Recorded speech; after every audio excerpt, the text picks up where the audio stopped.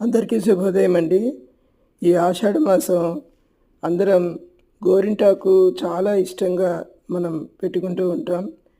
కానీ గోరింటాకు యొక్క విశిష్టత, అది ఎలా అసలు మనకి వచ్చింది అనేది ఇప్పుడు శర్వాణి గారి మాటల్లో విందాం, వినండి. ఆషాఢ మాసం గోరింటాకు, గౌరీ ఇంటి ఆకు చరిత్ర.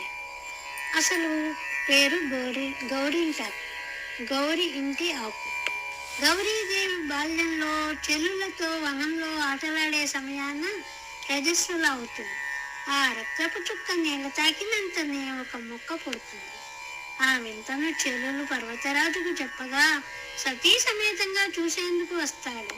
అంతలోనే ఆ చెట్టు పెద్దదై, నేను సాక్షాత్తు పార్వతీ రుధిరాంశతో జన్మించాను, నా వలన లోకానికి ఏ ఉపయోగం కలదు అని అడుగుతుంది. అప్పుడు పార్వతి గౌరి చిన్నతనపు చపలతతో ఆ చెట్టు ఆకు కోస్తుంది. ఆమె వేళ్ళు ఎర్రబారిపోతాయి. అయ్యో, బిడ్డ చేయి కందిపోయింది అనుకునే లోపుగానే పార్వతి నాకు ఏ విధమైన బాధ కలగదు, పైగా చాలా అలంకారంగా అనిపిస్తుంది అంటుంది. పర్వతరాజు ఇకపై స్త్రీ సౌభాగ్యం చిహ్నంగా ఈ గౌరింటాకు మానవ లోకంలో ప్రసిద్ధం అవుతుంది. రజస్వల సమయాన్ని ఉద్భవించిన ఈ చెట్టు స్త్రీల గర్భాశయ దోషాలు తొలగిస్తుంది, అతి ఉష్ణం తొలగించి స్త్రీల ఆరోగ్యాన్ని కాపాడుతుంది. తన వర్ణం వలన చేతులకు కాళ్లకు అందాన్ని ఇచ్చే అలంకార వస్తువుగా వాడబడుతుంది.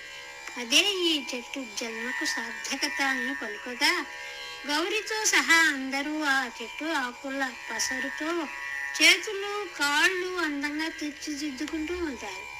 ఆ సమయంలో కుంకుమకు సందేహం కలుగుతుంది. నుదుటిని కూడా ఈ ఆకు వలన బొట్టు దిద్దుకుంటారేమో, నా ప్రాధాన్యత తగ్గిపోతుందేమోనని గౌరితో సందేహంగా చెప్పగా గౌరింట నుదుటను పండదు అంటుంది. కావాలంటే చూడండి, గోరింటాకు నుదుటను పండదు. ఇక శాస్త్రపరంగా గర్భాశయ దోషాలు తీసేస్తుంది. అరచేతి మధ్యలో స్త్రీ గర్భాశయానికి రక్తం చేరవేసే ప్రధాన నాడులు ఉంటాయి. వాటిలోని అతి ఉష్ణాన్ని లాగేసి ప్రశాంతపరుస్తుంది గోరింటాకు.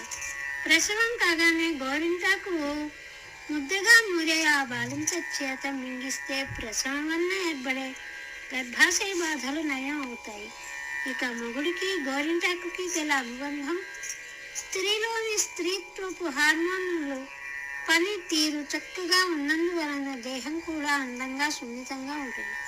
అలా లేతగా